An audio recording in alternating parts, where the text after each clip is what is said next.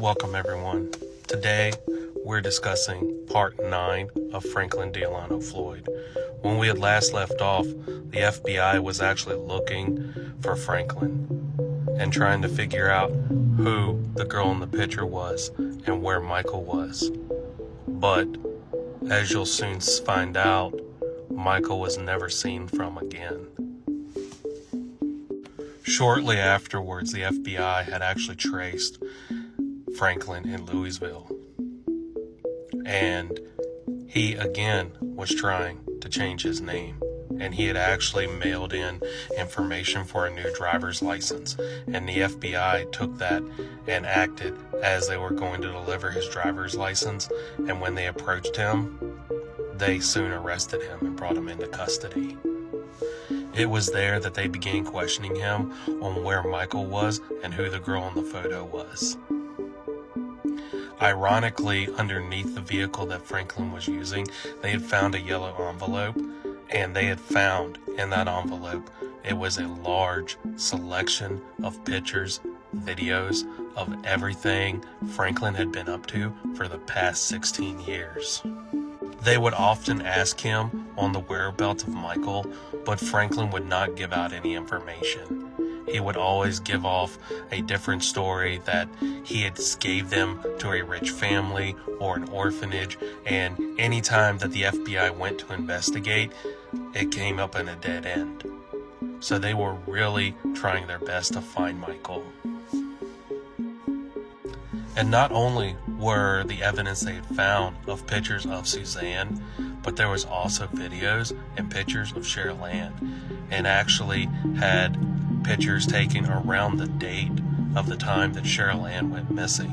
In fact, there was an actual amount of photos of where Franklin had assaulted Cheryl Ann in a very violent way. And it is also said that it is also the night that he killed her.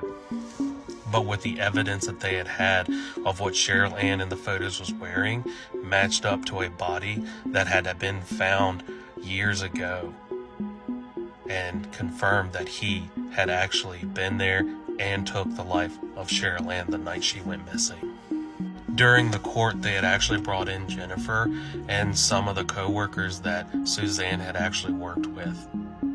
And not only did they confirm of the murder of Cheryl Ann, they would often say that when he was going under the name of Warren Marshall and Suzanne was going under the name of Sharon Marshall, they had said that she would act very strange. For example, she would often sit there and be very, very anxious if she had to sit there and be home at 4, and if she was going to be late, they said that she would get very scared.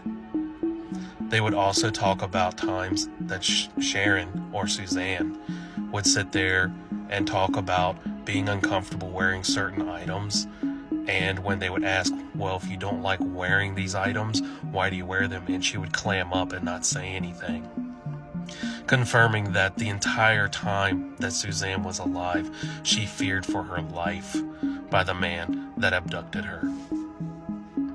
Jennifer would also go on trial and testify about the night that she stayed the night at their house and Franklin had assaulted Suzanne.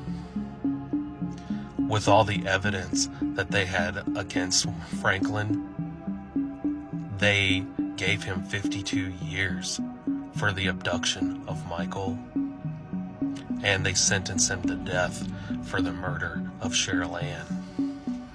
During the investigation, they located one of the children that Suzanne had given up for adoption.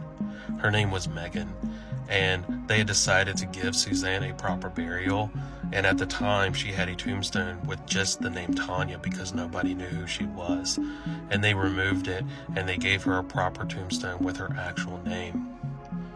Everyone that loved Suzanne was there for this funeral hearing, and Suzanne's biological father has maintained a relationship with Megan, but Sandra refused to have anything to do with her granddaughter. Through the years, they would still try to find the body of Michael to no avail. And 20 years later, Franklin actually admitted that shortly after abducting Michael, he had shot him twice in the head, but he would not give out the location.